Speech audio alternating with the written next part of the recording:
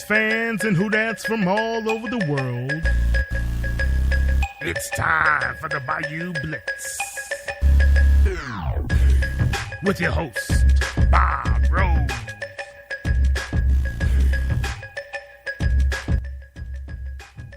Happy Wednesday, New Orleans Saints fans, fans of the NFL, and especially fans of the Bayou Blitz everywhere. Happy evening to you all. I am Bob Rose. I am one of your co-hosts to the Bayou Blitz this evening, and we want to thank you for having us into your homes and over your airwaves again on this wonderful Wednesday evening. Joining me, as always, is my partner in crime and good friend and mentor, Mr. Kyle Mosley. How are you tonight, Kyle? What's going on, Bob? How you doing? How's everything in the big PA? It's not bad at all. Not bad at all. We're starting to get a little bit of a taste of summer. Now I know you guys have been feeling more than a little bit of a taste down there for probably a couple of weeks now. So I'll just, as always, I sit up here and I'm envious of the weather that you guys have down there. But you know, other than that, life is good. Good to hear, man. I know I'm excited to have Joe on with us. Yeah. For those of you who have missed our promos yesterday and today, we have yet another outstanding guest for you this evening. Definitely a fan favorite during his time with New Orleans and the NFL. But we should be joined very shortly by Mr. Hollywood himself, Saints Hall of Fame wide receiver Joe Horn. So we're really excited for him. Joe, Kyle, I know you know him a little bit. I followed his career. I did follow his career very closely. I was a big fan of him as a player. I always did tons of community service during his time in New Orleans. And now, up and down the East Coast as well. So we're really looking forward to hearing some insights from him about the Saints and his career in general. Yeah, definitely, man. When you think about Joe Horn and where he came from and how hard he put in the work to be able to go and get a starting job in the National Football League and make an imprint in the league as well when he came to the New Orleans Saints, especially leaving Kansas City. It was just great to have Joe to be in the black and gold, and I just can't wait to see if we can talk to him a little bit about what's going on with his family. You know, Joe Horn Jr. is now a Raven, so that would be great to hear his point of view.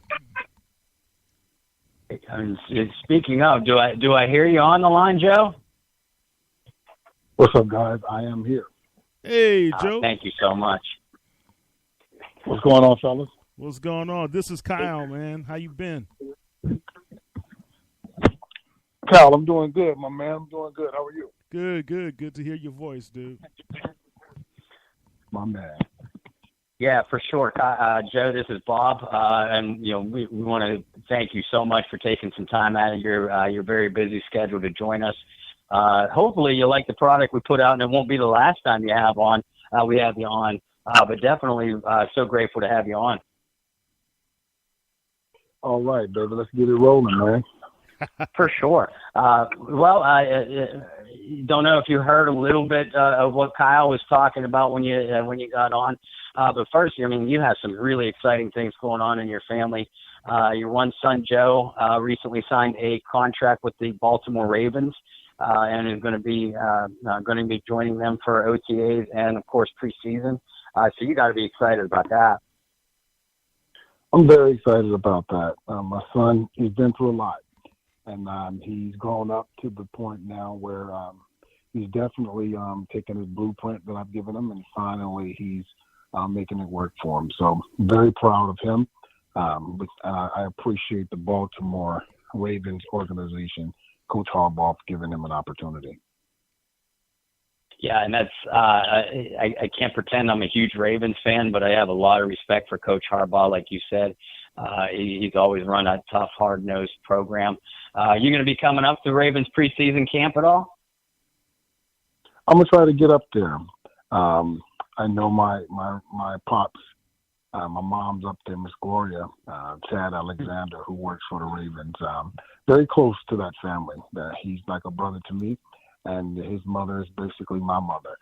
So I'm going to try to get down there a couple of days to see the camp and see how my son is definitely doing down there.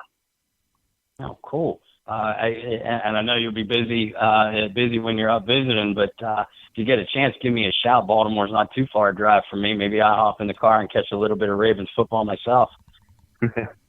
Sure. We should be able to do that. Definitely. Now, and your other son, JC, is going to be a freshman for the South Carolina Gamecocks football program. Is that correct? No, JC was a true freshman last year. Sorry. It's okay. And he's a defensive back for it's an up and coming program for sure. South Carolina's put a lot of quality NFL players out there as well. So he has to be having a blast. Definitely a bit of an NFL pipeline from that program. Oh, absolutely. JC was all SEC last year as a true freshman. So he definitely got here and earned his respect. Coach Robinson, T-Rob, and Will Muschamp.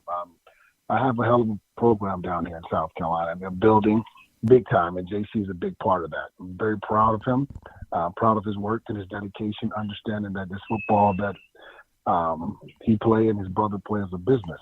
It's a good to have fun, but JC knows it's a business. It could be over in a blink of an eye. Yeah, for sure. And unfortunately, you and so many other players and probably good friends of yours have had to find out in a little bit of a hard way how much of a business that it truly is, especially once you get to the level that those two young men are at right now.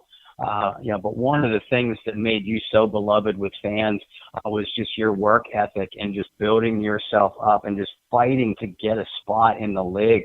What kind of advice are you giving your sons now that they're starting to climb the ladder themselves?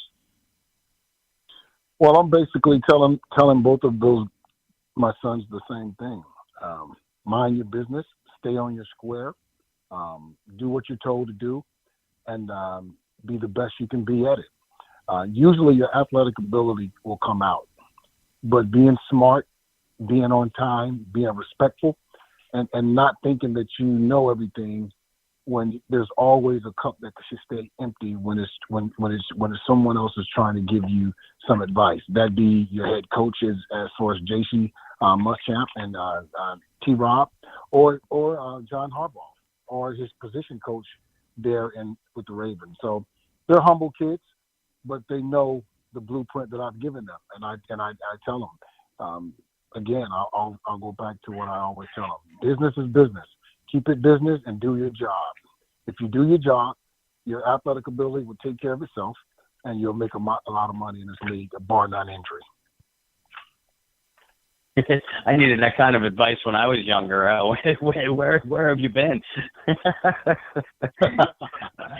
Oh, yeah. I'm old soul, buddy. I've been there with the old OGs, and I went through it all, man. So now, as far as my kids, teaching my boys how to approach their sport that they love. Unfortunately, the having fun part sometimes get overblown, and a kid can lose their focus in their job and be right back out of a place that they loved and playing when they were young and in high school. Yeah, I mean, definitely great advice. But let me ask you this, Joe. You spent 4 years in Kansas City, and you became a bigger part of that offense each season that you were there.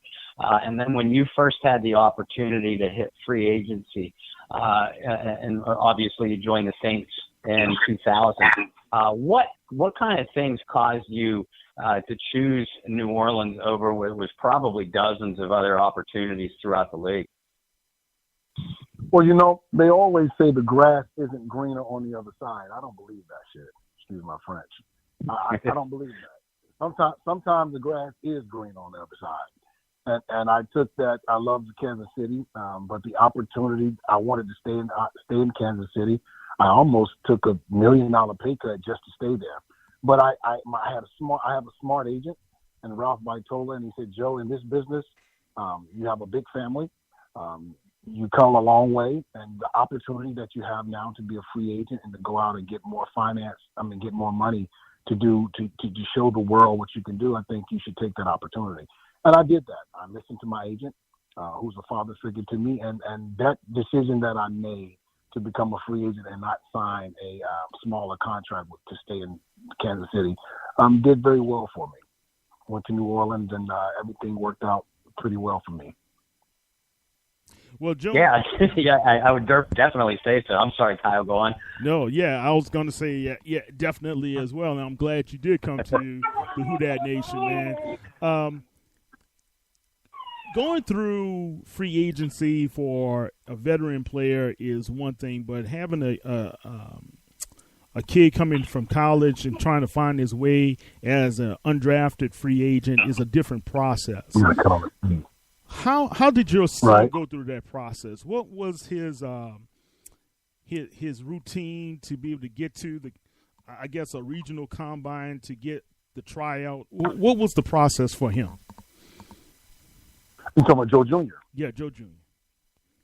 Well, my son, he chose a different road, and everybody in life have different paths that they go down.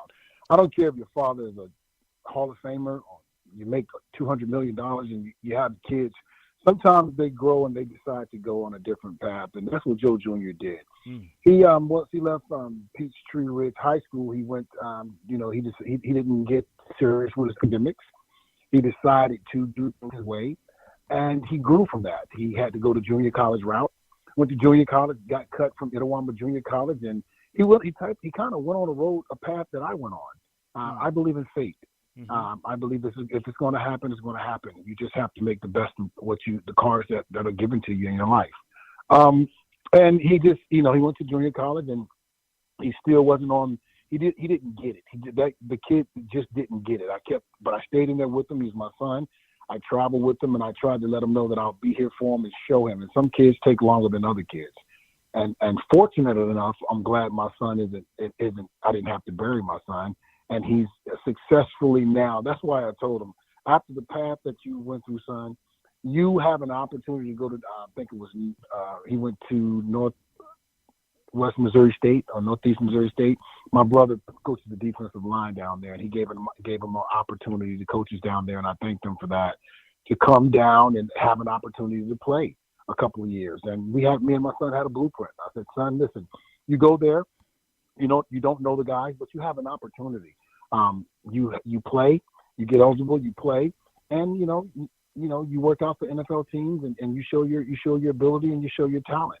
And that's what he did. He was going to go back and play another year to get more stats, but at the end of the day, he had a great combine. The coaches came in and seen him work out, and he had some good times, and he ran some good routes. So I think it was fate. It was meant for him to have an opportunity to play in the NFL.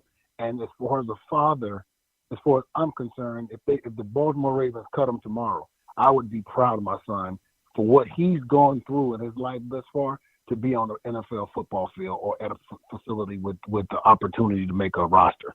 It's a long story. I could talk to you guys for 3 hours about Joe Jr., but at the end of the day, he's with the Ravens. He has an opportunity. He ran great routes. He can catch. He can run, and it's all up to him on how he does and if he's making an NFL roster. But it's a dream come true for me as a father. Yeah, definitely. I can hear how proud you are. Did he have any other teams, let's say the Saints, did they show any interest in him as well? Unfortunately, for college kids, if you don't go to a big school or if you go to a small school and you don't have astonishing stats, and you don't really jump out at the scouts, at the workouts, I'm saying run a 4.29 or a 4.31 40, have a 42-inch vertical, have a 12 feet broad jump, have a 3.9 short shuttle. You have to do some major workout to get looked at. But as again, it was 14, 15 NFL teams out there. The Saints was one. The Washington Redskins, the Kansas City Chiefs, I think they all liked his abilities, but when you go to the film and you go talking to the coaches and you wonder why he doesn't have a 15 catches for 233 yards and he played the entire year, it pushes the NFL scouts away from that because they think something's wrong with that pitcher. Instead of having 95 catches for 1,400 yards and 12 touchdowns, then they get to go back to the general manager with a better grade for that kid and why they should draft him. So I didn't know if he would get drafted, but I knew going to see him work out, I knew if he ran great routes, caught every ball, ran a good 40 time, and he could show that he can do that, he probably would have an opportunity. And guys, right now, the Ravens gave him that opportunity. I was blessed, and he was blessed to have that opportunity, and that's all you need sometimes in the NFL or anywhere in life. Any opportunity as a professional, you have an opportunity, and someone give it to you, and you're ready. You make the best of it, and you let the chips fall where they may. Definitely. That's good. Yeah, so well said. I wanted to ask you, I mean, we talked a little bit about, why you chose New Orleans, after a good solid couple of years to begin the league in Kansas City. But on the flip side, after a few outstanding seasons for the Saints, I mean, you were their offense for the most part, particularly their passing offense. How difficult was the decision to leave New Orleans, and kind of walk us through what happens there towards the end of your Saints career? Well, it was difficult because I love the cities. I love Louisiana, not just New Orleans. I love Louisiana and Mississippi so much. And I respect Sean Payton. He was a new coach. He had to come in and make some moves, make some changes, and put his foot down and shake some things up. I'm quite sure he heard how much power I had in Louisiana and how much people loved me there. And I don't know what his game plan was, but after Katrina, man, I just didn't want to go. But you have to go back to business again. You always have to go back to when you're professional business. I was due $5 million my next year. When we went to the NFC playoffs, I didn't play in that game. I didn't understand why. I was upset with Coach Payton about that, and we've talked about that, and we moved on several years ago. But he had to make a decision whether to keep Horn and give him $5 million that year, or me take a substantial pay cut and stay there in New Orleans. So I knew business-wise, for my family, I had to make a decision whether to stay there and take a pay cut and get cut the next year and be looking for a job, or go somewhere else, sign a 4-year deal, 3-year deal, make $12 million, and bring my family and make sure we're good. And it was a hard decision for me to make, but I had to make that decision myself. And so I went to talk to Mickey Loomis and Coach Payton with my agent. And after we had the meeting the next morning, they wanted me to make my decision on what I needed to do, and I cleaned my locker out. I love New Orleans. I love the fans. But like I said, whether you're a mailman, whether you work at IBM, when you have to make a professional decision financially for your children, for your aunts, for your cousins, for your grandmother, you have to make the best decision financially. And I hope everybody does that when it comes down to their professional business. Definitely. Yeah, and you said you had. Sorry, Kyle. No, I was saying I agree. When you have to take care of your family, people are not going to really think about loyalty as much after a while,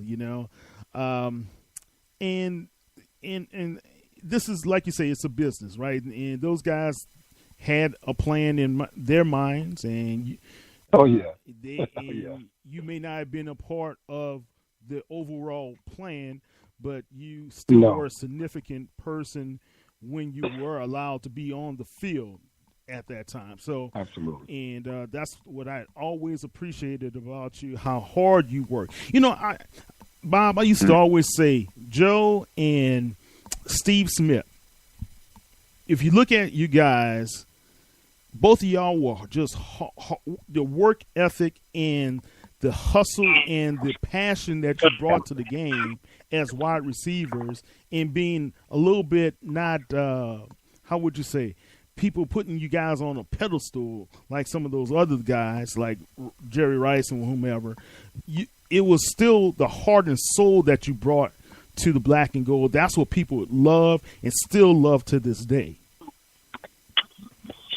Absolutely, and that's why I tell people every time I go across that bridge before I get to Slidell, Every time I go over that bridge, man, I get chill bumps because I know what that city means to me. I know what I went through with the city.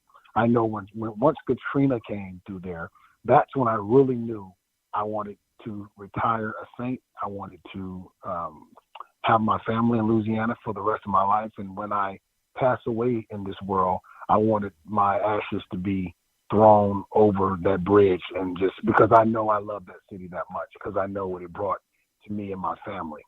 So it's not even a question how much I love Louisiana, and that Louisiana and Mississippi, because Mississippi and Louisiana are kind of together. Yep. They got Saints fans in Mississippi too. So that is not even a question, where my heart, what I believe, black and gold. Now, and I know I'm with Kyle. One of the reasons why you were my favorite Saints, one of my favorite Saints of all time, was just the raw emotion that you put into your game. In addition to your athletic ability and your route running skills, you were just a fun player to watch. And I know everybody, especially after what Michael Thomas did last year, kind of rehashed everything. Everybody loves to talk about your cell phone celebration and obviously your general exploits on the field. But if you wouldn't mind, tell our listeners about one, two, or a few of your best memories as a Saint player. My best memory sitting in San Antonio, Texas, at my hotel lobby with CNN, Fox News, NBC, 12 other affiliates around the nation, and they were interviewing us, and they were asking me about the looting that was going on in Louisiana during Katrina. At the time, I didn't even want the season to go on. I wanted the NFL to allow us to go back and help the city rebuild. So my best memory was they were arresting people for looting. And I was so upset that cops or whomever were arresting people who were trying to survive and were getting Pampers, water, food, canned food, just to survive for their family. And they were handcuffing them, trying to bring them to jail when the insurance companies could have took care of every business, every Walmart, every store in Louisiana. They had insurance that I'm quite sure could have replaced everything that these people were trying to survive with. So I said on national TV, I gave them my address. I told them if they wanted to go in my house, they could do that. They could, anything that they needed to take to survive. Matter of fact, families can go and stay there. I gave them the address. I told them they can walk right in the front door and use whatever they had to use. Because at that time, nothing was more important than people who were rich, had money, and had businesses that were out of town somewhere safe and worrying about someone looting their stores and trying to survive. So that's the biggest memory that I'll never forget. Wow. And I know, and I know you were a powerful influence in helping the city and the whole region really, begin the rebuilding process after Katrina. And I know that you still played a hand in quite a few charitable events in the Gulf Coast region. I know you're extremely busy with your boys, but are you still trying to keep active in that sort of venue? What I was active. What you mean with my boys, my sons? No, charity. Yeah. Like I know that you're really busy with your sons. But given the time, when you have the time, are you still trying to participate and be very charitable? Without a doubt. If anyone calls me from Louisiana, Mississippi, and they're having a celebrity, whatever, golf tournament for some cause that can help someone in those areas, I'm going to try my best to make time to do that because that's what I've always done. I'm going to start in the next couple of years, next couple of months, me and my friend, doing some events, especially 7-on-7 events that's going to be big in Mississippi and Louisiana. And I'm going to have an opportunity to talk to kids and give them some education, not just have the fun at a 7-on-7 game. But we're going to do some things. I'm going to be more active, definitely in those areas. Perfect. And when you do, and when kind of the details sort of start to transpire, definitely let Kyle and I know, because we'll certainly get the word out as best we can too. Let our listeners and our followers know how to participate and help out in all of your causes. Okay, perfect. That'll be perfect, man. I'll let you guys know in a couple of weeks, man, when we're going to have our first 7-on-7 event in Louisiana. It's going to be crazy. Yeah. Joe, are you still coaching? I am not coaching. I'm here. I'm in Columbia, South Carolina right now, man. I'm basically just, I go over and I watch JC. I watch him practice, and I'm here for him if he needs me, lean on me for some knowledge and stuff like that. I wanted to be here his first 2 years. And after this season, I'm going to let him fly. I'm going to probably decide whether I'm going to move back to Georgia or Louisiana.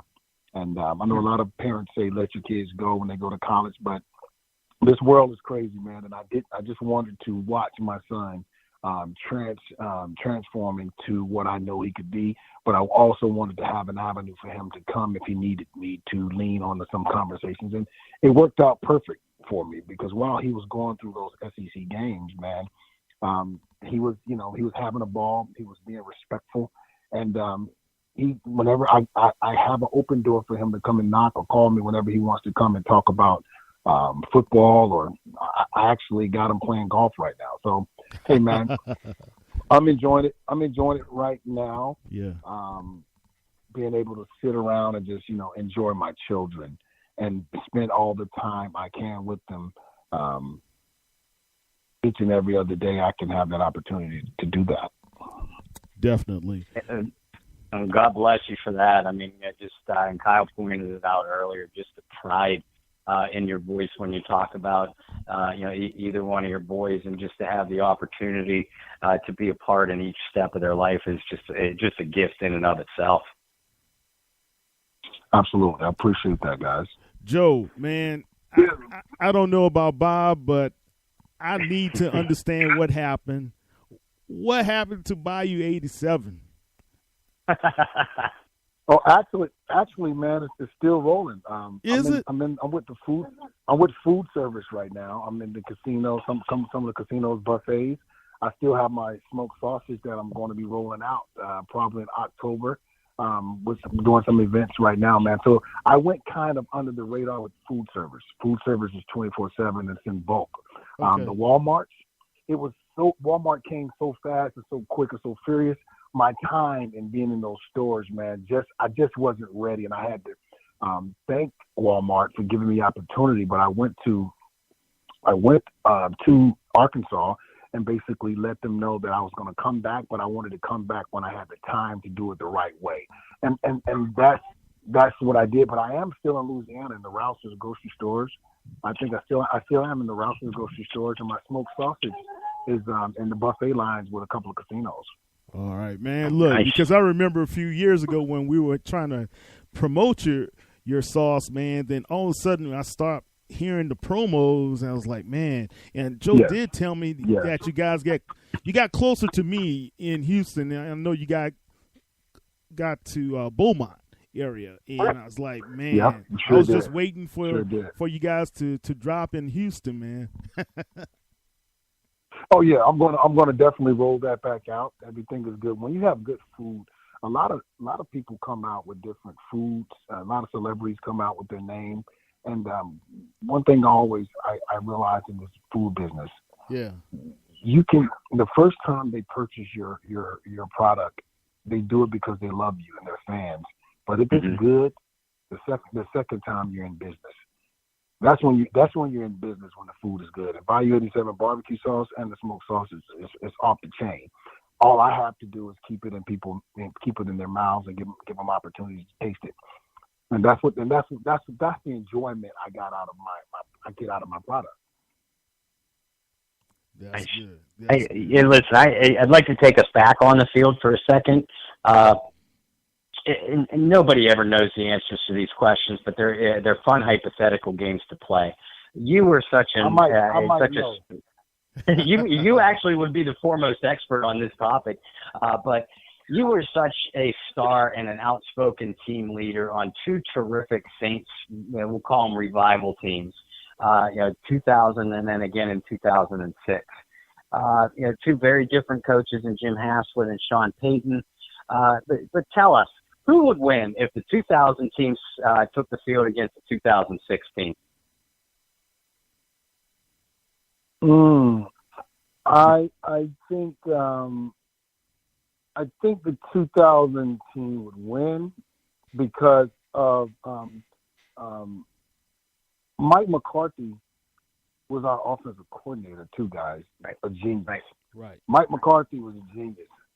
So he called plays, and from what he had, he called plays. But we had a hell of a defensive line. We had a defensive line and linebacker crew. We had great DBs. We had some good DBs too.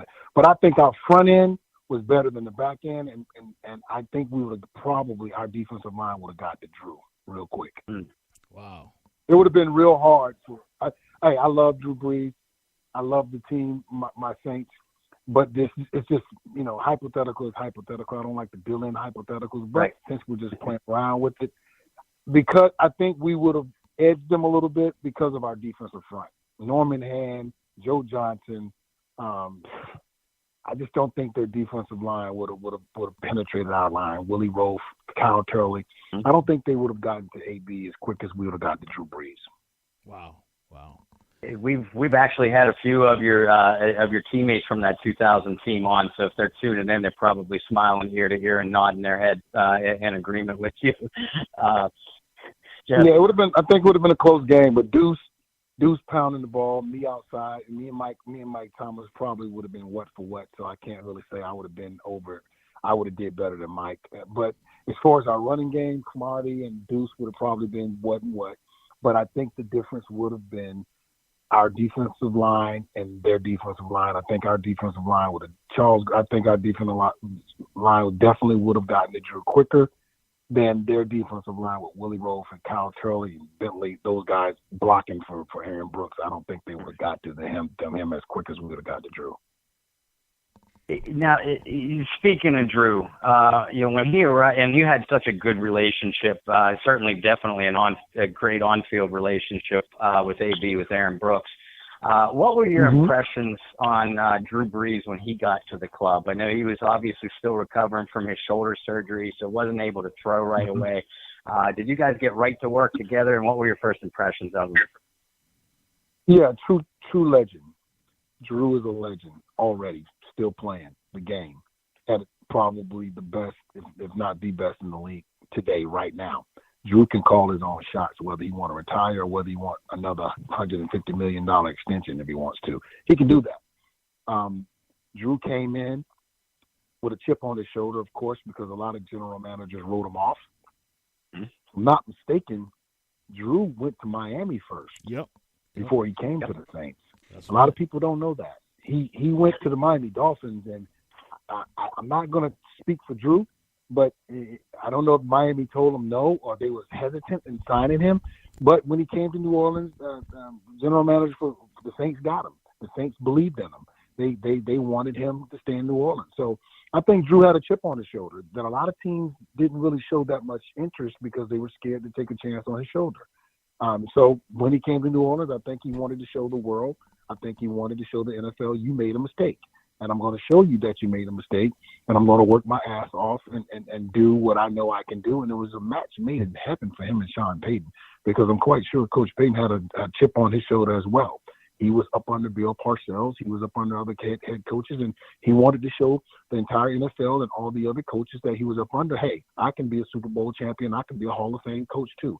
And if I'm not mistaken, I think that's what they've done thus far. I think Coach Payton will definitely go in the Hall of Fame as being one of the greatest head coaches ever. And I know Drew Brees will go in as probably not the best quarterback ever, because it's kind of hard to catch Tom Brady right now. But I think if not number one, he will be number two. Yeah. Now, having Drew Brees and you had AB, right?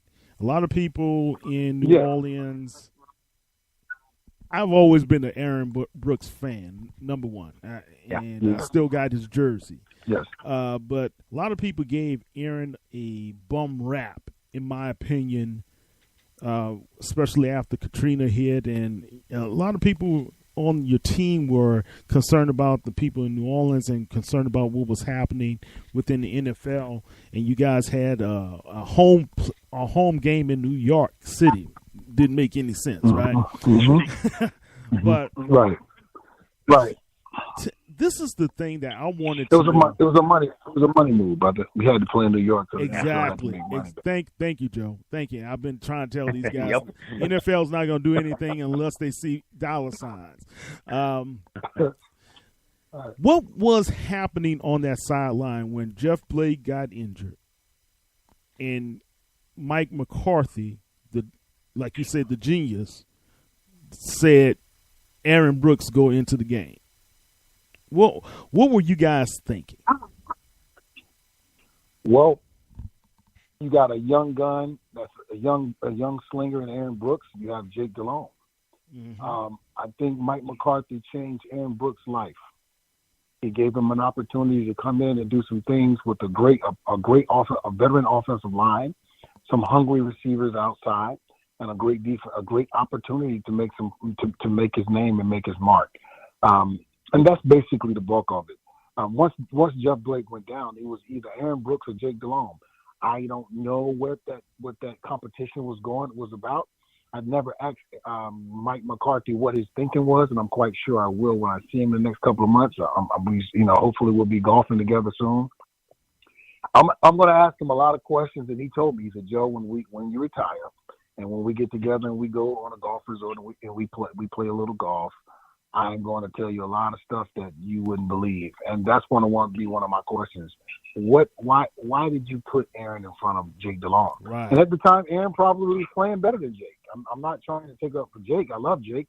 I'm glad he went on to Carolina and had an opportunity to win a Super Bowl. But it was Aaron Brooks' time. And unfortunately, like I said, I believe in fate. And what happened is what happened. In some situations in life that you'll find yourself in, and it's how you pull yourself out of it, and you come back after those bad situations. And I think Aaron Brooks had a lot on his shoulder as a young kid. Yeah, and to this day, I'm glad you're in the Saints Hall of Fame as well as Aaron. And I thought that was a much needed move that the organization needed to make to be able to have him as well as you a part of the Hall of Fame. Absolutely. I think that's wonderful for his family. Aaron deserved that. Definitely. Now, the Saints are the current Saints roster is kind of facing the opposite situation. I mean, Aaron came in as a pretty raw young player, had an established and talented Pro Bowl veteran like yourself to throw to. But it's kind of the opposite right now. Drew is the guy at the top of his game, and we'll talk about Mike Thomas in a minute. But some of those other young receivers, Keith Kirkwood and Traquan Smith in particular, they showed some flashes last year. But do you see, and I don't know how closely you've watched their games in particular, do you see them making big jumps of improvement in their second year, or is there a problem there? I think it's up to those two kids. I think it's up to both of them. If I can give them a little advice, with all due respect, hopefully they know how to prepare and how to work on their game. You go to the facility, you suck up all you can suck up from Drew Brees and Bridgewater. I think Teddy Bridgewater's still there. You suck up all the game you can from your offensive coordinator, and you learn Coach Payton's system. And you make sure when your opportunity comes, you catch the ball. It's not that hard. It's really not that hard. These receivers take too much on their shoulders, learning the offense, learning the playbook, and catching the football, running the right route, doing what you're supposed to do, being in the place that you're supposed to be at, and keeping your nose clean off the football field will get you on an NFL roster. If you don't train and you don't prepare and you're not mentally focused, and your opportunity comes, and the head coach, the general manager, the scouts get to see you run a post route or a comeback or a dig route, and you run that route and you drop the ball consistently. You don't run the right route, or you don't know what your play is coming out the huddle. Most of the time, you'll end up getting your ass cut. So it's kind of hard to. I don't really study those guys too much. I know the guys that are playing are the ones who know what they're doing, and they're making plays in practice to show the coaches that they're trustworthy. Yeah. See, be trustworthy. Yeah. See, if I was CJ, I would have, hey, you guys need to talk to Joe Horn. Yes, sir. Let's bring Joe Horn in for a week so you guys can get some act right. And then that's what I told my son.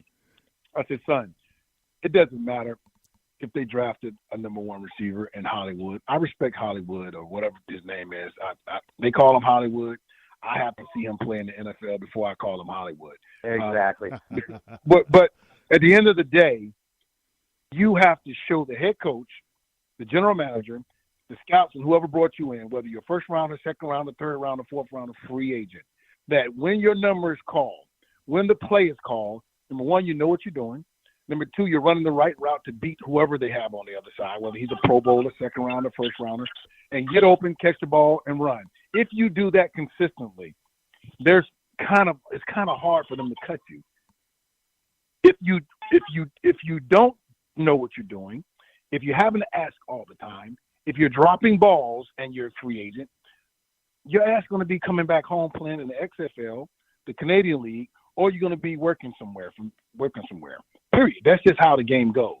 And the guys who's the first rounder, the second rounder, sees Hollywood or whatever his name is, he can drop 2 or 3 balls because he's going to get 20, 30 million guaranteed, 15, 20 million guaranteed. He can afford to drop a couple of balls. He's going to be there. A second round draft pick, he can afford to drop a couple of balls. He's going to be there. When it gets to the 4th and the 5th and the 6th rounder, you just can't be that inconsistent. That's just how the game goes. Right. Too much invested in those early round guys versus somebody who's not, right? That's the bottom line, guys. Joe, absolutely. Let me ask you this, and this is not football related as much as it's sports related, I would say. Good, it's all good. Do you feel as though, and you've been in the locker rooms and you've talked to many professional, do you feel as though these guys today are a little bit thin-skinned versus back in the day when you were coming up? Give me an example. Are you talking about these guys going at each other on Twitter and all Twitter, that? Facebook? They let social media control their thoughts and their game as well. Right. Well, first of all, let me help you out with that. Let me help all the listeners out with that, and some of the NFL players that probably might hear the podcast. I hope they do for your sake, Guy. Yes, too. Thanks.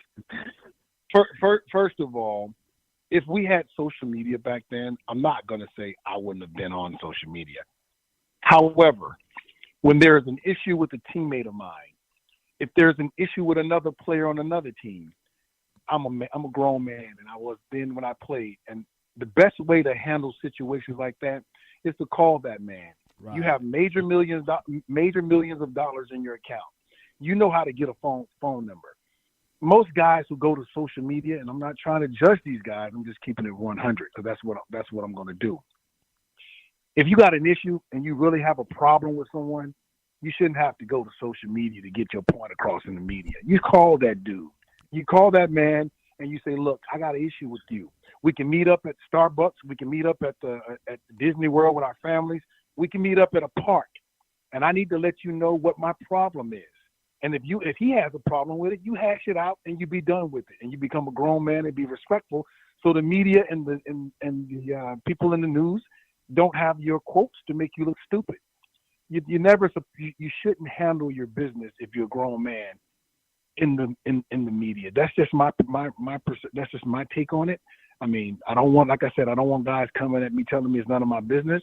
But if you're a grown man and you really want to handle some business in a respectful manner, you call the gentleman that you have an issue with in the locker room or wherever it is that you have an issue with.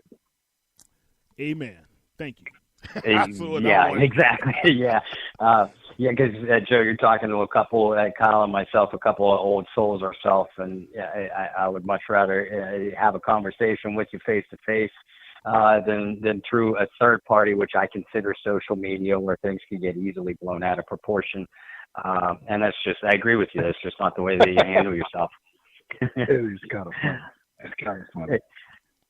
It has its humorous moments, to be sure. And I realize that Cam Jordan of the Saints is a perfect example of this. I mean, you see him needling guys all the time, but you can tell that that's in fun, and that's of a whole different ilk. And he uses social media for what, in my opinion, it should be used for, is just fun and goofing around. Oh, Cam's big on social media. Yeah, he's huge. Yeah, that's great. That's great for him, man. Yeah, well, some guys use it and they have fun with it, but some guys they take some personal things and they say some personal stuff that they can really make a quick phone call and handle. Yeah, definitely. Look, one other question I have for you, Joe, as far as today's playbooks and conditioning and everything else, how do you think it's wise how they have changed the OTAs and the mini camps? Is that really protecting the players, in your opinion? Well, they're being more careful now because after that concussion stuff came out, the NFL, the owners are trying to be more careful now. Back in the day when we played, the NFL wasn't closely watched as far as help and taking care of players. I mean, we would have 2 or 3 hour practices. OTAs would be, 2 or 3 or 4 hours long. We'll be in the building till 5 or 6 o'clock. And now they're just trying to basically be safe so guys aren't as burnt out, I think. It's just different. It's different now, and it's giving the players more time, I think, to be away and get off their legs. And, it's a good thing. I'm not going to hate on that because I played back in the day. I'm not going to hate on that.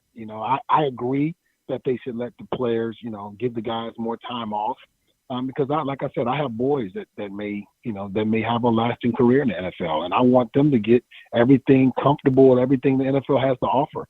I mean, I want my boys to have their legs off, and I'm not going to sit back because I used to play and give out my opinion on what I think the rookies or the younger players should be doing now. Just like the what do they call it? The rookie pool. I mean, I know you guys haven't asked me about that, but shit, I'll just throw it in there anyway. I don't agree with that. And if you ask me why, I'll tell you. But I'm just letting you know I just don't agree with the rookie pool. Why? Well, yeah, right. You beat me to it. No, good. Good. My deal is this. Look, I played, okay? We got paid what we got paid. Right. The rules were what they were. At the end of the day, who am I to sit as a veteran or older player to come and tell the owners or the general managers or whoever set the rules, the rookies shouldn't get a certain amount of money because they haven't earned it. Wait a minute here. Wait. I don't think that's fair. I don't think that's fair for the rookies. Look, listen, if there's a kid, not just my kid, any kid that's in college, not getting paid, that's busting in his butt, and he's a top player in the country, and he gets an opportunity to get drafted by an owner who has the billions to pay him $150 million.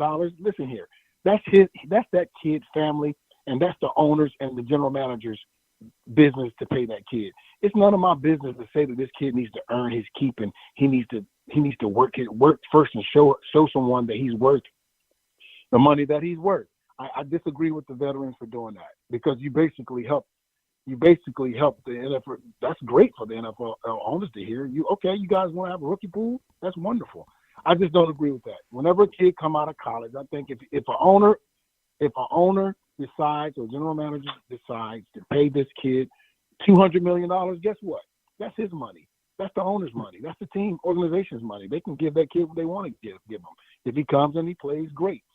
If they make that decision to give him that amount of money, he doesn't turn out to be the player that they want him to be. That's a part of the business. It's called business. So anyway, I just had a little, not just because my kids play ball. That's just my personal opinion.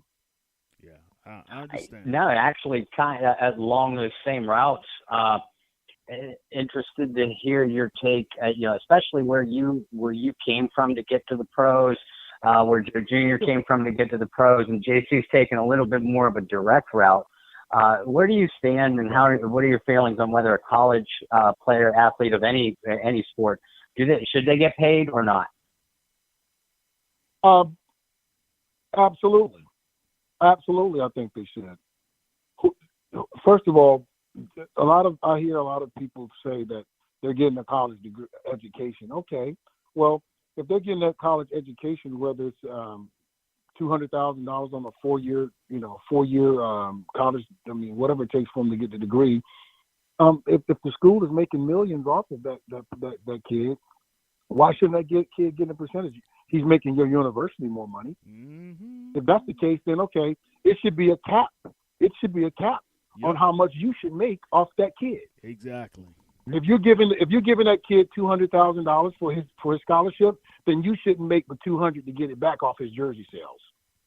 Right, and how the NCAA you shouldn't make $20 million. You shouldn't make $100 million and not give that kid only $200,000 of that $200 million or $100 million you're making. Exactly.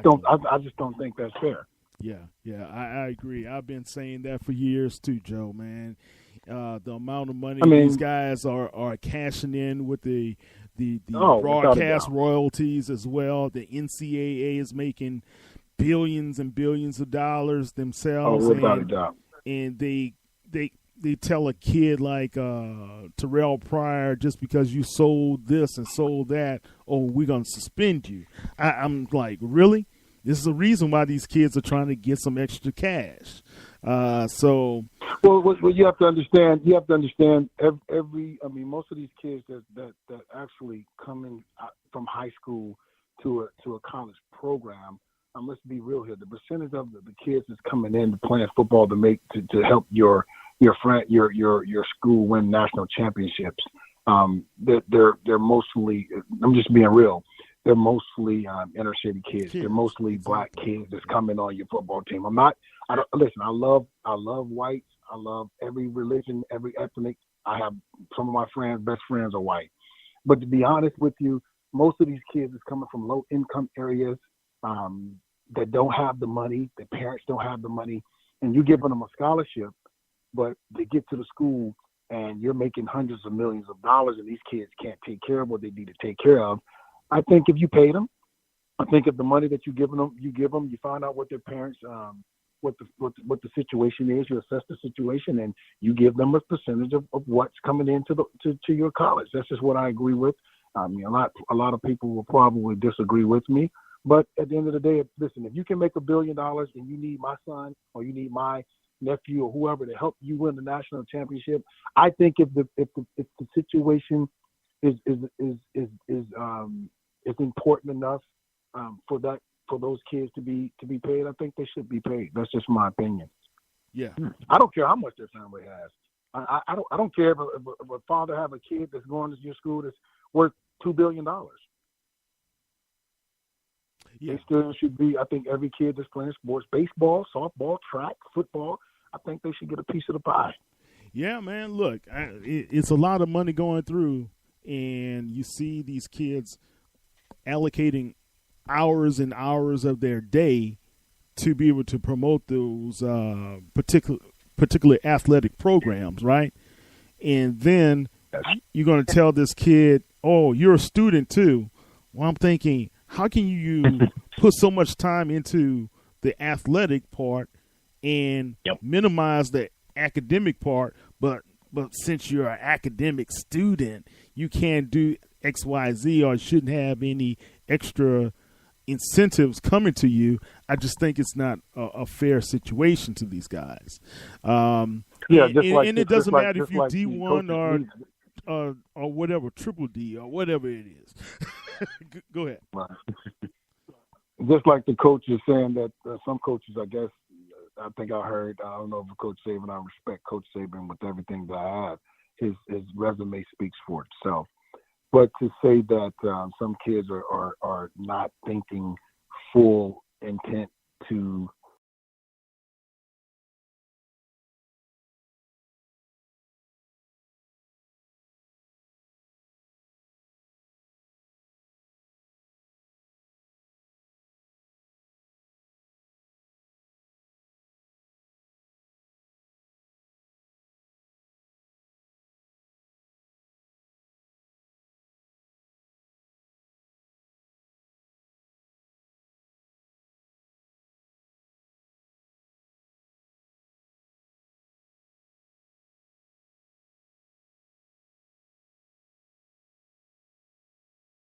power of your words should go heavy over that kid staying in school just because he's not drafted high.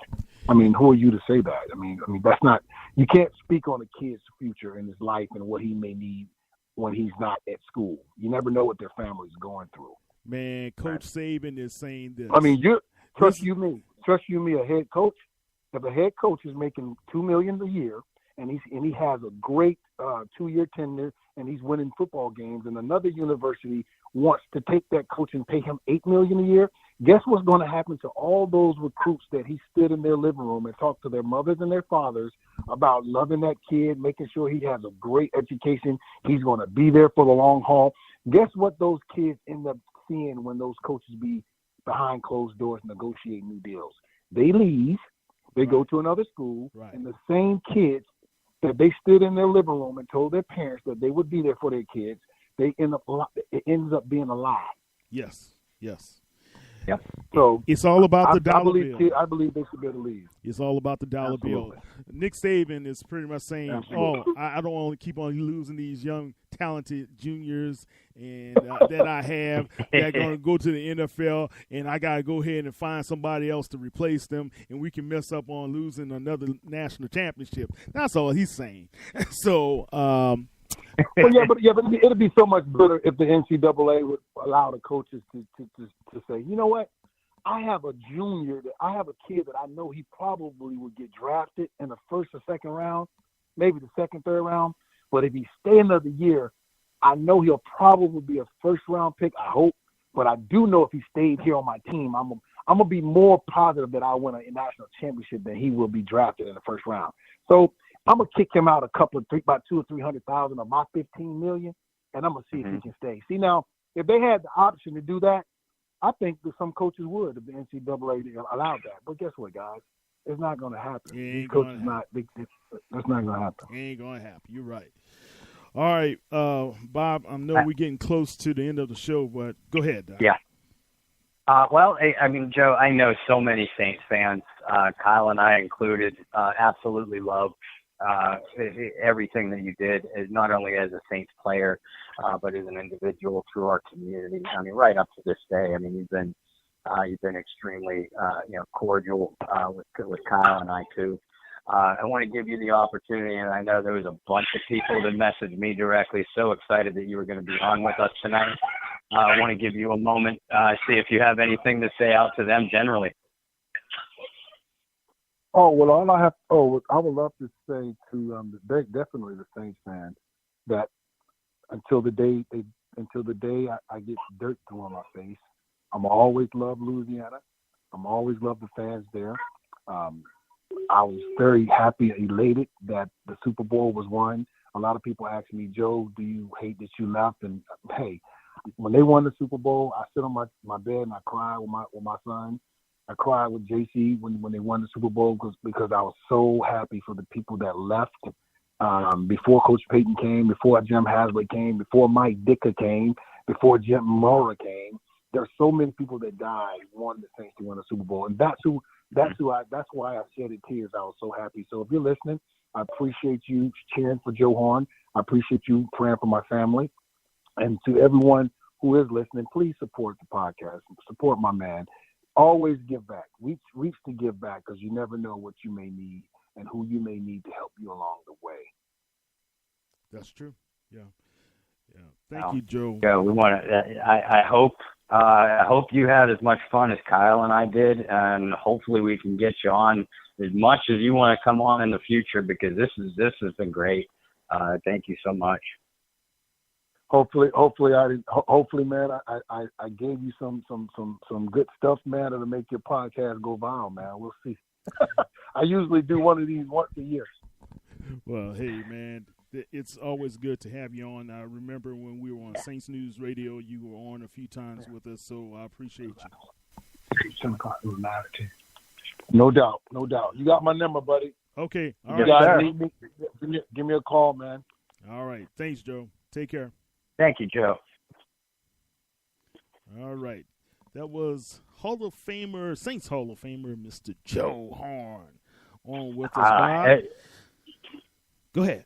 every bit as spectacular an interview as he is a man and was a player. And you know, we've been lucky, Kyle. We've had a lot of great people, analysts, guests, former players, and you know, Joe. I know you were a big fan of him. You know, Joe's when he played. I was too. So many people were. But that was a lot of fun. He gave us a lot of great insight, you know, on the field and off the field. Definitely on and off, and you know, he was the man. All right, well, Bob, tell everybody how they can be able to follow you on the World Wide Web. Well, first of all, I want to thank Joe Horn again for joining us, and hopefully we can do this again in the future. We want to thank all of you guys for listening to us and supporting us. Hopefully Kyle and I give you the kind of product that you can be proud of. But as far as my work, I can be followed individually, Bob Rose at Facebook or Bobby R 2613 on Twitter. My articles, for the most part, are through the Canal Street Chronicles. I post them not only on my personal pages, but through Canal Street Chronicles themselves, both on Facebook and Twitter at St. CSC. And we hope, if you're listening, or if you have friends and family members that love the Saints or the NFL, that you're already a member of the Bayou Blitz Facebook page, about 1,400 members strong, many of them extremely active, and we love you for it. But you know, we're looking for a bigger part of the family. We want to be greedy. So if you know people that love the Saints and or love or think that they might love what we do, send them our direction. We think that it's a very active and growing Facebook page, and you know, we're so proud and thankful for everything that you do. You make Kyle and I look pretty sometimes, and we appreciate it. Definitely, man. And they can follow you how? At Bobby R 2613 on Twitter, or Bob Rose at Facebook. And please reach out to me individually too if you have any ideas, suggestions, comments, criticisms. I welcome them all. I love a good football debate, and I love to hear input on what you think we can do better. Definitely. And don't forget, you can also follow him on the Canal Street Chronicles website. He writes some great articles, so check Bob Rose out.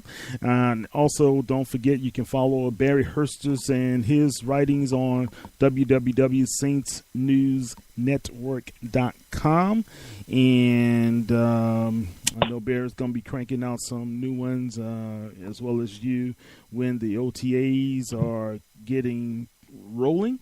And other than that, man, guys, don't forget, if you want to listen to some of our podcasts, you can go on Spreaker.com and just look for Saints News Network, and also you can be able to follow us on www.saintspodcast.com. That's podcast with an S on the end.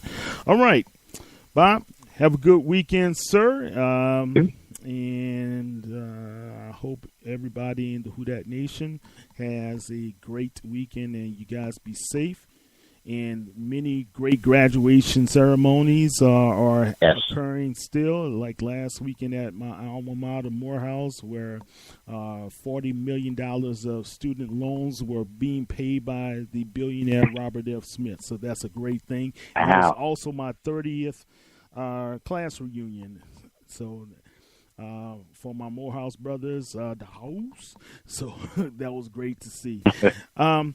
But also my son is graduating 8th grade, and he's going to be matriculating to to high school. So, son, congratulations to you and our family and the rest of the families out there in the world who have graduates and have really put together goals and aspirations to be able to get either your diplomas or extra degrees or whatever it is. I applaud you. Okay, this is Kyle T. Mosley of the Saints News Network with Bob Rose of the Bayou Blitz. Bob, have a great one. We'll talk later. Yep. All right, buddy. Take care. Bye. Bye.